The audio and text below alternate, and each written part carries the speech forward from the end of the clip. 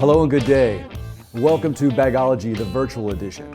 Bagology is a comprehensive interactive training event set up by Novalex to train its team members with regard to bag making and bag production. The scope of this training event is specifically designed for Novalex team members who desire to become subject matter experts on all of our paper bag offerings. The purpose of the session is to provide a comprehensive interactive learning forum for paper bag production and printing. The shared information and demonstrations will enhance each participant's general knowledge and will support educated decisions impacted by functionality, performance, budget, visual expectations, along with sustainability initiatives.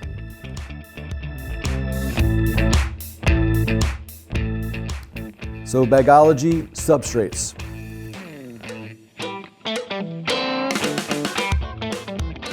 So the first item we're going to talk about is 100% recycled craft paper. And it's a craft paper that's recycled that has a minimum of 60% post-consumer recycled content.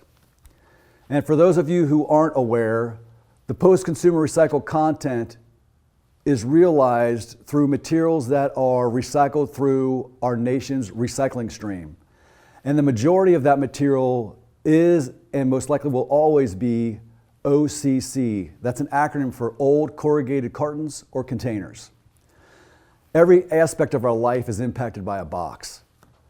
So if you go to the grocery store and you have all of those items nicely stacked on the shelves, well, guess what? All of those items got to the store in a big old box, and all of those boxes are recycled. Also, in the age of e-commerce, if you have packages delivered to your doorstep, that's most likely arriving in a box. Those same boxes are recycled and end up in the recycling stream. And because of the volume of those items, they make up the majority of that recycling stream.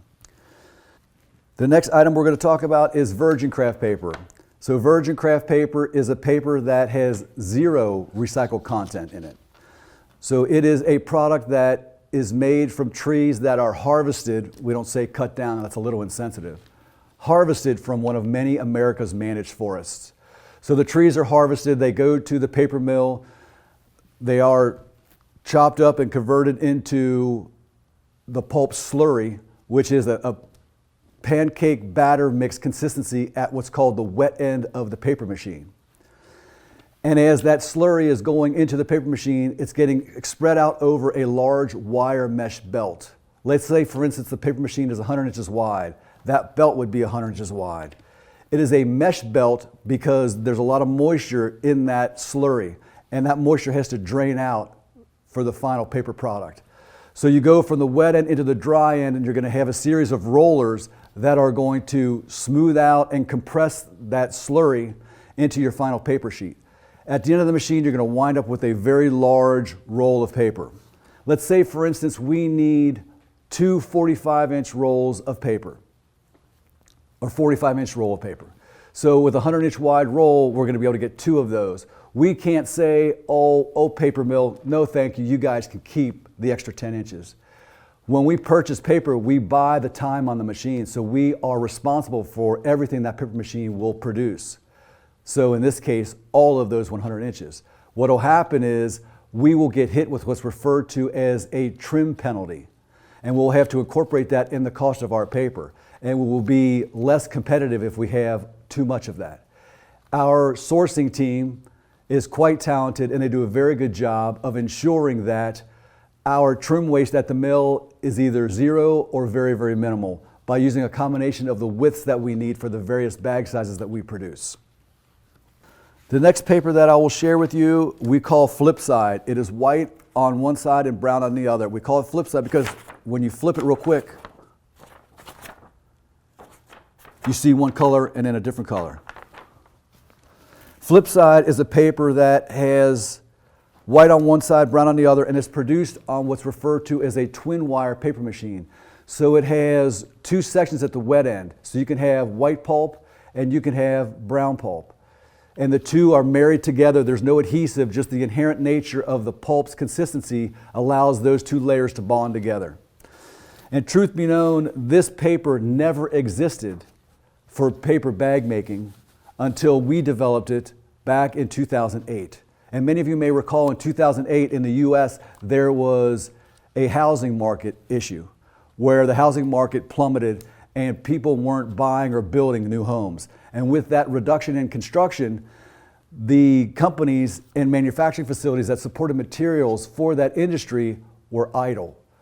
So in essence, this flip side paper is actually the paper that lines drywall. Many of you may be familiar with drywall. It's got dry plaster in the middle and it's got paper on both sides. Well, that paper is brown on one side and white on the other. Well, you're thinking, why is it white on one side? The reason is so that you don't have to have 35 coats of paint to cover that wall. And what our paper team did, because we got a lot of technical folks on our paper side, they went to the mill, they worked with them, and they transitioned this paper grade that did not have to have a lot of tear strength because it's just sitting on a wall, and converted it into a grade that would be machine-made bag grade, so that we could convert that and not have any issues with efficiency or waste. The next paper is a virgin white paper. And I'm going to hold up the flip side paper, brown on the one, white on the other, and you can hold these two next to each other and see that one is a little gray or dirty. That's because it's being impacted by the brown side. That's not to say that folks could not use this as the canvas, if you will, to print their brand. And I will show you an example.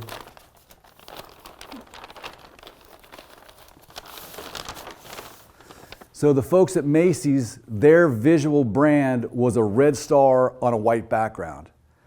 Well, this isn't as white as white paper. However, if you saw this bag walking down the street in the hands of a customer, you would realize that that was the Macy's brand because, again, it was a red star on a white background, albeit a little off-white. So we talked about the virgin craft paper. We have the pulp and the slurry on the wet end of the paper machine, and then we talked about a white paper. Well, we're not harvesting trees, or the mill isn't, harvesting trees that are going to yield a white pulp. So what happens is the brown pulp is treated with what's called a non-chlorine whitening agent that changes that pulp to white. You know, back in the day, this was always referred to as a bleached sheet. We don't refer to it as much like that anymore, and the reason is because if you say the word bleached, most folks are going to associate that with Clorox, and that's chlorine. Again, this is a non-chlorine whitening agent that takes this pulp from brown to white. The next paper is a clay coat paper. While it's a substrate that does not have much use today, not desired by a lot of customers, it is a sheet. If you can see with the light, can you see the reflection there? It has a layer of liquid clay on top of an uncoated white paper. And again, it's a sheet that folks would use to print on to yield high gloss and potentially higher end graphics. So the next substrate we're going to talk about is recycled white, 40% post-consumer recycled white. So as I hold this paper up, I'm going to also hold up the virgin white paper.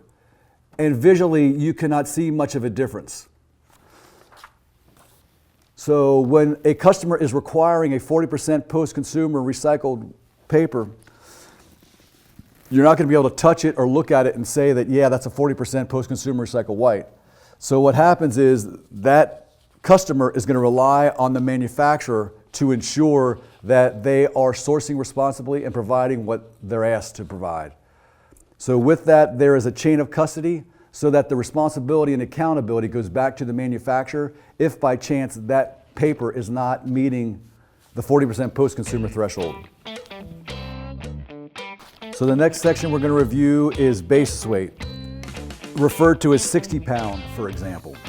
So the basis weight is based on paper bag grade 3,000 square foot ream. And what do I mean by that? So that is 500 sheets that are 2 foot by 3 foot in size, and whatever those 500 sheets weigh, that's your basis weight. But there are many times where folks will take a paper and they'll go like this, and they'll say, yeah, I think that's, and they're trying to describe basis weight, but what they're describing is how poofy that feels between their fingers. And yes, poofy is a technical term, and actually that's just caliper. That's not basis weight. So basis weight, as described by that ream size of those 500 sheets, it's specific gravity. It's how much those sheets weigh. GSM. GSM is an acronym for grams per square meter. And grams per square meter is really the only absolute unit of measure for paperweight across the globe. The reason I mention that is, as I shared a moment ago, the 3,000 square foot ream is consistent and standard with our paper bag grade world where we're making bags. However, you can have a 3,600 square foot ream in the print world. And if you did not know the ream size and you just merely said, oh, I need some 70-pound paper, you could end up providing the wrong basis weight for your customer. So with that, GSM is that reference point. And we have a magic number of 0.616 that you can multiply by the GSM, and that will give you our paper bag grade equivalent basis weight. One other thing I'll share with you is that a lower basis weight is going to be more economical with better yield, more bags per ton. However, that is not absolute because the material must meet performance expectations. So in other words, you can't have a large bag that's typically as a standard a 70-pound paper and say, you know what, I want that bag to be a 30-pound paper. So a couple of things happen. One, we would most likely incur a lot of waste and have issues trying to convert that into a bag on our high-speed equipment. And then beyond that, the bag would most likely fail in the marketplace, not having the strength and performance expectations needed.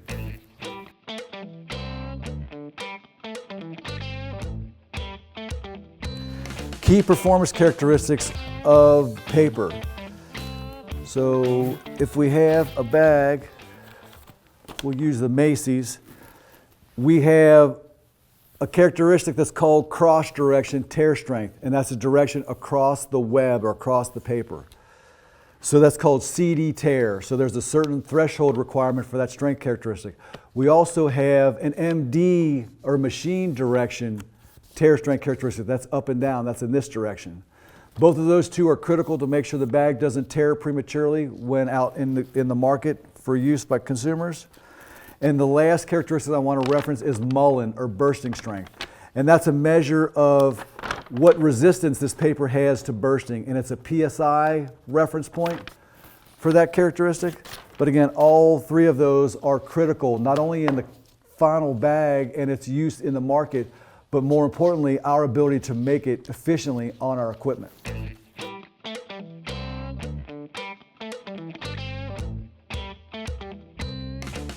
Now we'll transition into certifications for paper types and substrates. So FSC is an acronym for Forest Stewardship Council, and it was established or founded in 1993 to stop deforestation, and it was a worldwide effort to improve forest practices. You may or may not believe this, but back in the day, there were folks who would actually clear cut a rainforest. And if you've ever been to a rainforest, and I have, it's hard to imagine that beautiful space being clear cut. FSC certification, it confirms 100% recycled content through certified sourcing processes to validate the claim. It also ensures that all virgin fiber has been sourced responsibly, has a chain of custody, and it did not come from an old growth forest or a rainforest. And by definition, an old growth forest is a forest 100 years old or older. SFI is an acronym for Sustainable Forestry Initiative. It was developed in 1994, a year after FSC, and it's promoting sustainable forest management in North America. And the SFI certification confirms recycled content, and it also ensures all virgin fiber is certified to the SFI standard. So with respect to these certifications, FSC or SFI, our company is formally certified with those organizations, and we have our own FSC and SFI numbers that forever will be linked to our company. And we print those certification logos and numbers on our products as customers require. And again, it allows them to ensure that there is a certified chain of custody for the material that's used in the making of their product, and no risks for any use of conflict paper or paper that has been harvested from a rainforest or an old growth forest. And the other thing that helps us do is confirm that we're meeting a requirement for a certain post-consumer content threshold as required by law and legislation in some municipalities.